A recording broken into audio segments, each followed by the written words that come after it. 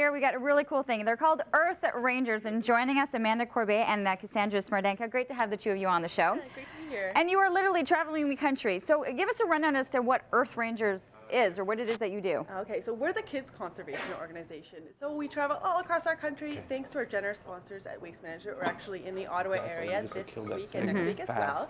And we basically are dedicated to inspiring and educating children to help bring back the wild. So we pick 4 species, or highlight 4 species in Canada that are threatened every year, and we help to protect them, and we hope to inspire children to want to get involved in those projects as well. So this is the awesome school assembly that we get to go to every once in a while when they call you down to assembly, and then you sit down and you're like, what's going to happen? And then all of a sudden there's these animals there. Excellent. What's the response that you get from the kids or from the teachers, the organizations when you speak? It's always overwhelmingly positive. The kids are always so excited to see the animals up close, and they really get to get a lot closer to the animals than they would in a normal situation. So for example, with our birds, we'll fly them right over the audience, and birds of prey fly really low because they're really lazy sometimes and they like to save energy, so they get really close, and it really just helps to remind everyone just how amazing our animals are that we have on our planet. Is it interesting to see that year after year the animals are changing, or that the students understand what it means when you say that these animals that, you know, are they're protected animals? Yes, exactly.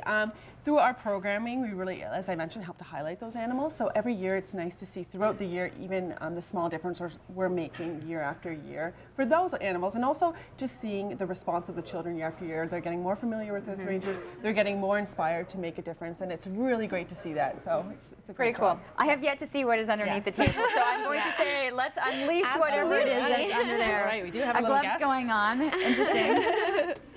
All right. So, ladies and gentlemen, I am waiting to see what is being pulled out. It's one of the stars of our show. Look at this. So this is one of our Earth Rangers animal ambassadors, and his name is Echo. So he's a European barn owl. And the interesting things about barn owls is they can actually be found on every continent except Antarctica. So the subspecies that is most common here in North America, of course, is the North American barn owl. And they do look a little bit different. They're about a third larger, give or take. So they're a larger bird, and they also have a darker back. So you can see. Am I allowed to? No. I was like, do I even try? No. It is very tempting he's to just, do that. He looks so sweet, but he they does, are but not really. birds of prey, and they're not as social, so they don't really like to be touched. He obviously is trained to sit on my glove like this, but to him that would just be like a tree branch, right? If he was to think about it. So he's just kind of hanging out. And he's hanging out a tree right now. Yeah, exactly. That's what he looks like. His hand would not be very, but they look so cute. And so you would let them actually fly. Absolutely, yeah. So the cool thing about them is we often challenge the students to listen to the different birds, not only how they fly, but also the sound of their wings. So barn owls have something called silent flight, so they can fly completely silently, and that's because the shape of their feathers on their wings.